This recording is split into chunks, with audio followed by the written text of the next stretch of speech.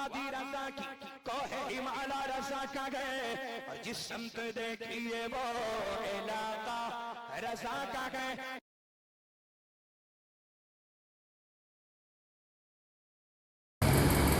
بسم اللہ الرحمن الرحیم. اما بعد ونصلی علی رسولہ الکریم. اما بعد اعوذ باللہ من الشیطان الرجیم. بسم اللہ الرحمن الرحیم. قد جاءکم من اللہ نور وکتاب مبین. صدق اللہ العظیم. وبلغنا رسوله النبي الأمين الكريم. ونحن على ذلك لمن الشاهدين والشاكرين والحمد لله رب العالمين. معزز سامعین، نوجوان دوستوں، عزیز بچوں، آئیے پہلے مراد مل کر آقائے دو جہاں شہنشاہ کون و مکان رحمت عالم روحی فدا صلی اللہ علیہ وسلم کی بارگاہ ناز میں ہدیہ درود و سلام پیش کر لیں. اللہم صلی علی سیدنا و نبینا مولانا محمد کما تحب ترضا بان تصلی علیہ صلاۃ و سلام علیک یا رسول اللہ صلی اللہ تعالی علیہ وسلم. معزز سامعین، گزشتہ جمعوں میں نکاح و طلاق اصلاح معاشرہ سے متعلق تفصیلی گفتگو ہو چکی ہے. میں نے وعدہ کیا تھا کہ انشاءاللہ آئندہ جمعہ سے موضوع بدل جائے گا. وعدے کے مطابق چونکہ ماہ ربیع النور کا مقدس موقع ہے، اس لیے اس مہینے کے مناسبت سے میں نے آیت کریمہ کے تلاوت کا شرف حاصل کیا ہے. معزز سامعین، امام النبیین، سید المرسلین، خاتم النبیین صلی اللہ تعالیٰ علیہ وسلم کے 3 مراحل ایسے ہیں کہ جب آپ ہر مرحلہ وار تقریر سنیں گے تو آپ کے دلوں میں نور اور روشنی پیدا ہوگی اور سید عالم صلی اللہ علیہ وسلم کی سیرت مقدسہ کے آپ قریب آئیں گے. جمعہ میں وقت بہت کم مختصر رہتا ہے، اس لیے پہلا مرحلہ ہے خلقت نور محمدی کا صلی اللہ علیہ وسلم. بہت لمبی گفتگو اس پر ہوتی ہے، مہینوں گزر جائے پھر بھی تقریر کا حق ادا نہیں ہوگا. دوسرا مرحلہ ہے ولادت محمدی کا صلی اللہ علیہ وسلم. تیسرا مرحلہ ہے بعثت محمدی کا، یعنی حضور پر وحی کا نزول کب ہوا، اعلان نبوت کا حکم کب ہوا. تو خلقت نور محمدی، ولادت نور محمدی، بعثت محمدی، یہ 3 ایسے مراحل ہیں. جب ان پر تفصیل کے ساتھ گفتگو آپ سماعت فرمائیں گے تو سرکار دو عالم صلی اللہ علیہ وسلم کی سیرت طیبہ کے بڑے اہم گوشے آپ کے نظروں کے سامنے آئیں گے. وقت مختصر ہے، اس لیے بہت شارٹ لفظوں میں اور مختصر لفظوں میں ولادت محمدی سے متعلق تھوڑی دیر گفتگو ہونا ہے. رجب کا مہینہ تھا، بلا تمہید کی تقریر سماعت کریں آپ. رجب کا مہینہ تھا اور جمعہ کی رات تھی، شب جمعہ. وہ نور جو بارگاہ رب العالمین میں 1000 سال تک سجدہ ریز رہا اور بارگاہ رب العالمین میں ان کی تربیت من جانب اللہ ہوتی رہی. پھر وہی نور پاک نسلوں سے، پاک پشتوں سے، پاک بطنوں میں منتقل ہوتا ہوا حضرت عبد المطلب اور حضرت عبد المطلب سے منتقل ہو کر حضرت عبداللہ کے پشت میں جلوہ گر ہوا۔ حضرت عبداللہ سے یہ نور بطن سیدہ آمنہ میں رجب کے مہینے میں اور جمعہ کی رات میں منتقل ہوا۔ اب یہ تاریخ آپ یاد رکھیں کہ حضرت سیدہ آمنہ رضی اللہ تعالی عنہا کے بطن اقدس میں پشت عبداللہ سے منتقل ہو کر یہ نور حضرت سیدہ آمنہ رضی اللہ تعالی عنہا کے بطن اقدس میں آیا۔ پوری دنیا میں 4 مسالک موجود ہیں، مسلک حنفی، مسلک شافعی، مسلک حنبلی، مسلک مالکی۔ چاروں امام مسلک حنفی کے قائد اور پیشوا حضرت امام اعظم ابو حنیفہ ہیں، مسلک شافعی کے پیشوا حضرت محمد ابن ادریس شافعی ہیں، مالکی مسلک کے پیشوا حضرت مالک ابن انس ہیں، حنبلی مسلک کے پیشوا امام احمد ابن حنبل ہیں۔ اب یہ نور منتقل ہوا ماہ رجب میں اور شب جمعہ میں۔ حضرت امام احمد ابن حنبل کی بارگاہ میں ان کا ایک مقلد حاضر ہوتا ہے، عرض کرتا ہے حضور آپ سے ایک مسئلہ دریافت کرنا ہے۔ پوچھو کیا پوچھنا چاہتے ہو؟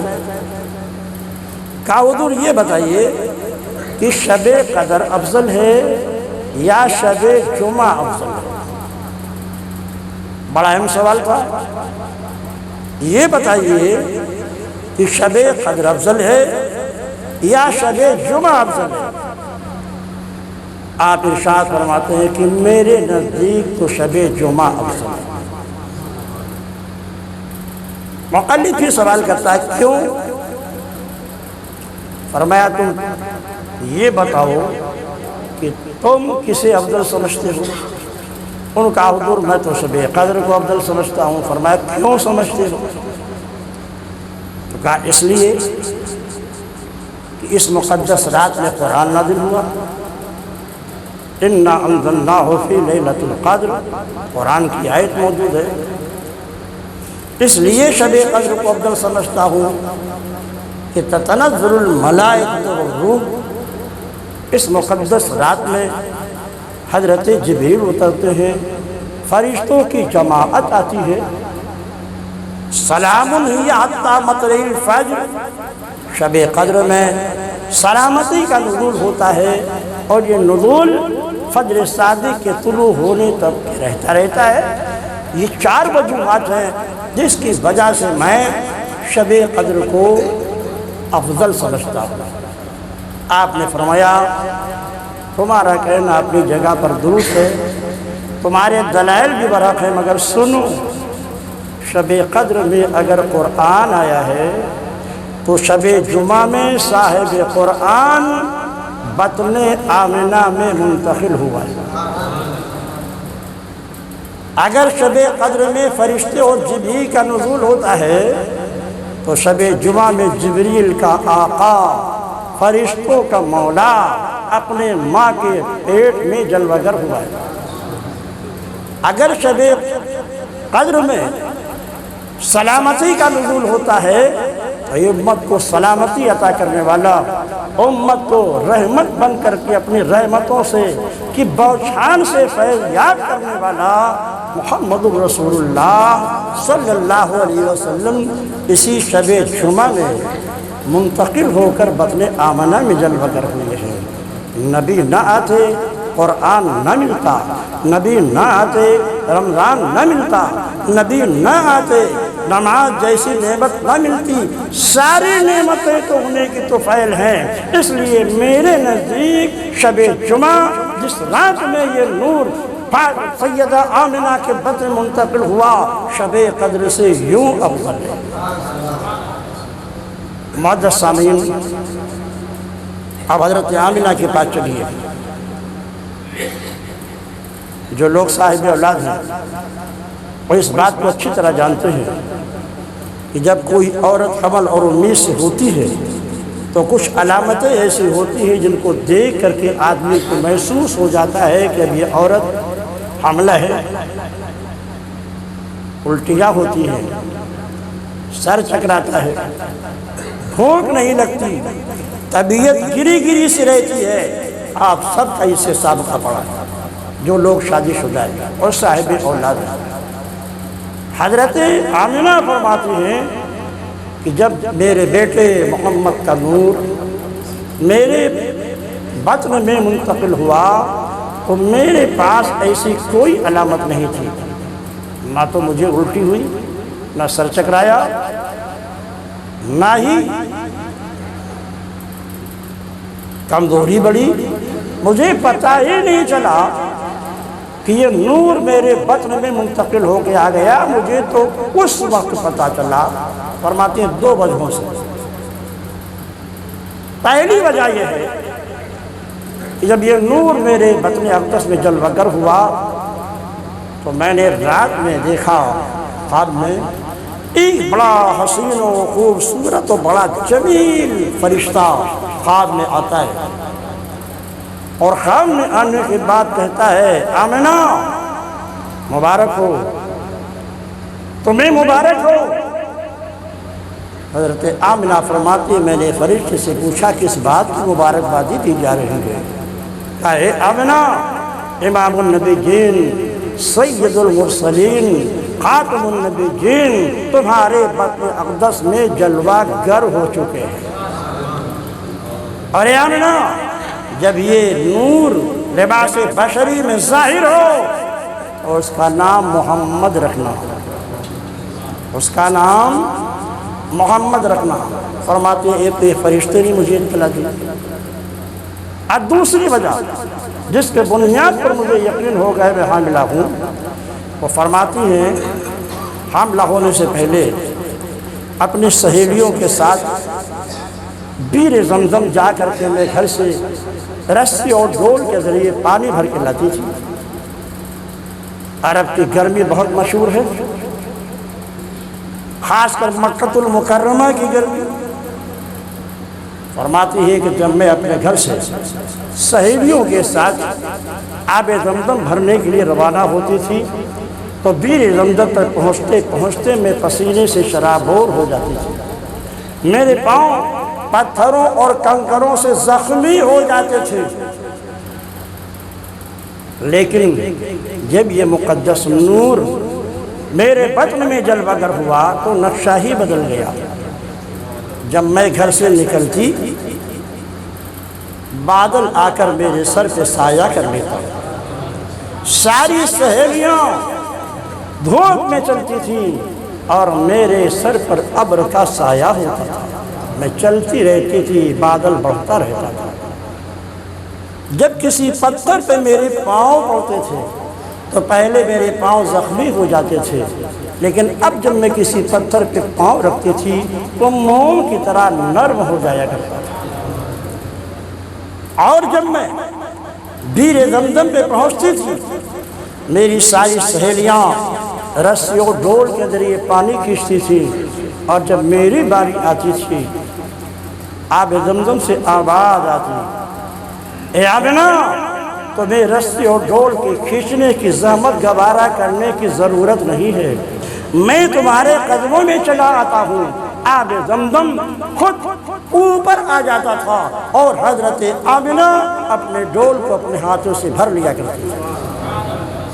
حضرت آمنہ فرماتی جب میں نے منظر دیکھا تو غیب سے میں نے آواز سنی، جو بادل میرے سر پہ چل رہا ہے وہ بھی آواز دے رہا ہے، جس پتھر سے گزر رہی ہوں اس پتھر سے بھی آواز آ رہی ہے اے آمنہ تمہیں مبارک ہو، تمہیں اب زحمتیں نہیں ہوں گی، اس لیے کہ وہ نبی آ رہا ہے جو اللہ کے بندوں کو زحمتوں سے نکالے گا۔ آب زمزم سے آواز آتی اے آمنہ تم زحمت مت برداشت کرو، کیونکہ تمہارے بطن اقدس کے اندر اس نبی کا نور جلوگر ہے کہ جب وہ آئے گا تو آب زمزم کے تقدس کو بتائے گا، آب زمزم کی طہارت کو بتائے گا، آب زمزم کی پاکیزگی کو بتائے گا، آب زمزم کے فوائد کو بچائے گا۔ صرف اتنا ہی نہیں ہوگا بلکہ اللہ کا مقدس گھر جو میرے سامنے ہے، جہاں 360 بت رکھے ہوئے ہیں، اللہ کے اس مقدس گھر کو کفر و شرک سے پاک کر کے اللہ کے بندوں کا سر اللہ کی بارگاہ میں جھکا دے گا۔ حضرت آمنہ فرماتی ہیں تو مجھے یقین ہو گیا کہ میں حاملہ ہوں۔ تیسرا ایک وجہ بیان کرتی ہے کہ جب میں رات کو سوتی آواز آتی اللہ اللہ جل مجدہ اللہ آواز آتی گھر میں، فرماتے میں چونک کے اٹھ جاتی، کبھی آگے دیکھتی، کبھی پیچھے دیکھتی، کبھی دائیں دیکھتی، کبھی بائیں دیکھتی، مگر کوئی یہ ذکر کرنے والا نظر نہیں آتا۔ تو غیب سے فرشتہ مجھے پکار کر کہتا آمنہ گھبرانے کی ضرورت نہیں ہے، ڈرنے کی ضرورت نہیں ہے، یہ اللہ کا وہ مقدس نور ہے کہ جب پوری دنیا سو رہی ہے تو وہ تمہارے بطن اقدس کے اندر اپنے خالق و مالک کا ذکر کر رہا ہے۔ وہ نور اللہ کا، جب آج دنیا اس کے ذکر سے غافل ہے رات میں، تو وہ اپنے محبوب کا، وہ محبوب اللہ کا اپنے پروردگار کا ذکر کر رہا ہے، کبھی اللہ کی صورت میں، کبھی اللہ جل ملکہ کی صورت میں۔ ماہ ربیع الاول میں آپ کی ولادت ہوئی، لیکن حضرت آمنہ فرماتی ہیں کہ جب میرے حمل کا پہلا مہینہ آیا میں نے ایک بڑے لمبے قد، بڑے ہی حسین و خوبصورت شخصیت کو خواب میں دیکھا، اور وہ تشریف لائے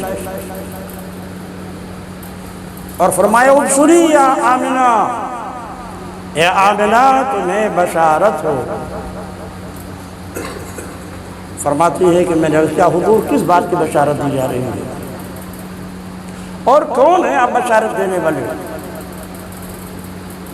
جواب آتا ہے آمنہ تمہارے بطن اقدس میں امام النبی جین، خاتم النبی جین جلوہ فرما ہو چکے ہیں، اور میں آدم اللہ کا نبی ہوں، تو میں بشارت دینے کے لیے آیا ہوں۔ بہت لمبی بحث ہے، وقت بہت مختصر ہے، اس لیے بہت شارٹ لفظوں میں عرض کر رہے ہیں۔ پہلے مہینے میں حضرت آدم علیہ السلام نے آ کر بشارت دی، دوسرے مہینے میں حضرت آدم کے پہلے بیٹے حضرت شیش علیہ السلام نے آ کر بشارت دی، تیسرے مہینے میں حضرت ادریس علیہ السلام نے آ کر کے بشارت دی، چوتھے مہینے میں حضرت نوح علیہ السلام نے آ کر کے بشارت دی، پانچویں مہینے میں حضرت ہود علیہ السلام نے آ کر کے آپ کو بشارت دی، چھٹے مہینے میں حضرت ابراہیم خلیل اللہ علیہ السلام نے آ کر آپ کو بشارت دی، اور اس کے بعد کے مہینے میں حضرت سیدنا اسماعیل ذبیح اللہ نے آ کر آپ کو بشارت دی، اس کے بعد کے مہینے میں حضرت موسیٰ کلیم اللہ نے آ کر کے بشارت دی، اور اس کے بعد کے مہینے میں حضرت سیدنا عیسیٰ علیہ السلام نے آپ کے آمد کی بشارت دی، اور حضرت آمنہ کو اس کی خوشخبری سنائی کہ بہت جلد امام النبیین کا ظہور آپ کے بطن اقدس سے ہونے والا ہے۔ معزز سامعین، ماہ ربیع الاول کی پہلی تاریخ ہے، بہت سے اقوال ہیں حضور اقدس صلی اللہ علیہ وسلم کے ولادت طیبہ کے تاریخ کے تعلق سے، لیکن سب سے راجح، سب سے قوی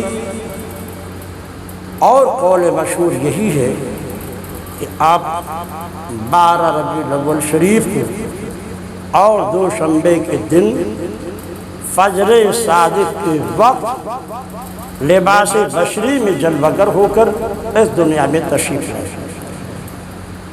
بہت سے اقوال ہے، کسی نے 9 کہا ہے، کسی نے اور بھی کہا ہے، مگر سب سے راجح قول، سب سے مشہور تر قول، سب سے زیادہ قوی قول یہی ہے کہ ماہ ربیع الاول کی 12ویں تاریخ تھی اور دوشنبے کا دن تھا، صبح صادق کا وقت تھا۔ اس وقت آقا کائنات صلی اللہ علیہ وسلم اس دنیا میں جلوہ گر ہوئے۔ ربیع النور کی 12ویں شب ہے۔ حضرت آمنہ فرماتی ہیں مجھے درد ذیل پیدا ہوا۔ آپ کو معلوم ہے کہ جب آپ آقا کائنات صلی اللہ علیہ وسلم کا نور اقدس ابھی بطن ماں میں، بطن مادر میں صرف 6 مہینے کا تھا، صرف 6 مہینے تھے کہ تھے آپ اپنے ماں کے پیٹ میں، کہ آپ کے والد محترم حضرت عبداللہ کا سایہ سر سے اڑ گیا۔ یہ آپ کو اچھی طرح معلوم ہے، اور یہ بھی معلوم دماغ میں بٹھائیے کہ جب آپ کی عمر مبارک 6 سال ہوئی تھی تو آپ کی والدہ کا سایہ سر سے اڑ گیا تھا، اور جب آپ کی عمر مبارک 8 سال ہوئی تھی دنیا میں تشریف لائے ہوئے تو آپ کے دادا عبد المطلب کا سایہ بھی سر سے اڑ گیا تھا۔ 6 مہینے بھی ماں کے پیٹ میں ہیں کہ ماں باپ کا سایہ اٹھا، 6 سال کے ہیں ماں کا سایہ اڑ گیا، 8 سال کے ہیں کہ دادا کا سایہ اڑ گیا۔ حضرت امام جعفر صادق رضی اللہ تعالیٰ عنہ سے ان کے معتقدین نے، غلاموں نے پوچھا حضور امام النبیین تشریف لا رہے بھی ماں کے پیٹ میں ہے اور ان کے والد کا سایہ سر سے اٹھا دیا گیا، ابھی 6 سال کے ہیں کہ ماں کا سایہ بھی سر سے اٹھ گیا۔ فرماتے ہیں ہاں سمجھ گیا تم پوچھنا کیا چاہتے ہیں۔ اللہ کو اپنے محبوب سے اس قدر پیار ہے، لیکن ماہی میں پروردگار عالم، ماں کے پیٹ ہی میں پروردگار عالم نے اپنے محبوب کو یتیم بنا دیا۔ ابھی وہ 6 سال کے ہوئے کہ ماں کا سایہ بھی سر سے اڑ گیا، تو آپ فرماتے ہیں مسلمانوں جواب سنو ان کا عشق میں، فرماتے ہیں میرا رب چاہتا یہ ہے باپ کا بھی سایہ اٹھا دیا جائے، ماں کا بھی سایہ اٹھا دیا جائے، دادا کے بھی سایہ اٹھا دیا، تاکہ دنیا میں کوئی میرے محبوب پر احسان جتانے والا نہ رہے۔ وہ صرف اس کا، میں صرف اس کا محسن ہوں، میرا احسان میرے محبوب پر ہے اور محبوب کا احسان پوری کائنات پر ہے۔ اس لیے رب العالمین نے محبوب پیٹ میں ہیں باپ کا سایہ اٹھا دیا، محبوب 6 سال کے ہیں ماں کا سایہ اٹھا دیا، محبوب ابھی 8 سال کے ہیں دادا کا سایہ اٹھا کر اعلان کر دیا کہ یہ دنیا والوں یہ میرا محبوب ایسا محبوب ہے، یہ صرف میرا احسان مند ہے اور پوری کائنات پر اس کا احسان ہے۔ فرماتی ہے حضرت آمنہ درد ذیل پیدا ہوا۔ حضرت عبد المطلب طواف کعبہ میں مشغول تھے صبح صادق کے وقت۔ طواف کعبہ میں حضرت عبد المطلب مشغول ہیں، ادھر حضرت آمنہ رضی اللہ تعالیٰ عنہ کو درد ذیل پیدا ہوتا ہے۔ مکہ کی کوئی بھی دائی آپ کے پاس آئی ہی نہیں رہی ہے، کیونکہ وہ سمجھتی ہے کہ وہاں جانے سے ہمیں کچھ نہیں ملے گا، کیونکہ یہ بچہ ماں کے پیٹ ہی میں یتیم ہو چکا ہے۔ حضرت آمنہ تنہائی کا احساس کرتی ہے، کوئی دایا مکہ کے آنے کے لیے تیار نہیں۔ اب خالق و مالک، ہم سب کا رازق، ہم سب کا پروردگار جبریل کو طلب فرماتا ہے جبریل آؤ، میرے محبوب کی ولادت کا وقت ہو گیا ہے، اے رب العالمین کیا حکم ہے؟ فرمایا حوا زوجہ آدم کے قبر کے پاس جاؤ، آسیہ زوجہ فرعون کی قبر کے پاس جاؤ، مریم بنت عمران کی قبر کے پاس جاؤ، ہاجرہ زوجہ ابراہیم کی قبر کے پاس جاؤ، آواز دو آواز دینا تمہارا کام ہے، زندگی دے کر اٹھا دینا میرا کام ہے۔ تشریف لے جاتے ہیں، قبر پر آواز حضرت حوا بھی کھڑی ہے، قبر پر آواز دی حضرت مریم بھی کھڑی ہے، قبر پر آواز دی حضرت حاجرہ بھی کھڑی ہے، قبر پر آواز دی آسیہ بھی کھڑی ہے۔ حضرت آسیہ زوجہ فرعون جنہوں نے حضرت موسیٰ علیہ السلام کی پرورش کی تھی، اللہ کی بارگاہ میں جبریل نے کہا مولا آسیہ ان کو بھی ہاں، کیونکہ جس وقت آسیہ میرے کلیم موسیٰ کی پرورش کر رہی تھی تو میں نے وعدہ کیا تھا کلیم کی پرورش تم کرو، ہم تمہیں اپنے محبوب کے دایا ہونے کا فخر بخشیں گے۔ اس لیے ان کو بھی لے لو، چاروں عورتوں کو لیا۔ مولا اور کیا حکم ہے؟ کہا فرشتوں کی ایک جماعت بھی لے لو۔ کہا مولا یہ فرشتے کیا کریں گے؟ کہا میرے محبوب کی آمد پر جلوس نکالیں گے تاکہ میرے محبوب کی عظمت کا ظہور ہو۔ اس لیے میلاد النبی میں جلوس نکالنا کوئی شرک و بدعت نہیں ہے، فرشتوں کی جماعت رب العالمین نے بھیجا،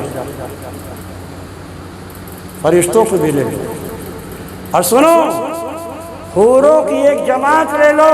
اے مولا دایا تو چار کافی ہیں، اب یہ حوروں کی جماعت کیوں لی جائے گی؟ فرمایا وہ ہمارے نبی کا قصیدہ پڑھیں گی، میرے نبی کی تعریف و توصیف کریں گی، اس لیے حوروں کی جماعت بھی لے کر کے جاؤ۔ معزز سامعین، صحیح روایت میں ہے کہ حضرت جبریل علیہ السلام اپنے ساتھ 3 جھنڈے لے کر کے آئے، 3 جھنڈے۔ اگر ہم لوگ آج اپنے گلیوں میں جھنڈیاں لگا دیتے ہیں تو کچھ لوگوں کا چہرہ اتر جاتا ہے۔ وہاں جھنڈی نہیں، جھنڈا بھیجا گیا۔ اس لیے جھنڈیاں لگانا بھی ہے شرک و بدعت نہیں، یہ تو فرشتے کی سنت ہے، اور رب نے بھیجا تو اللہ تعالیٰ کی بھی سنت ہے۔ 3 جھنڈے بھیجے گئے، حکم ہوا ایک کعبہ پہ نصب کر دو، ایک مشرق پہ نصب کر دو، ایک مغرب پہ نصب کر دو۔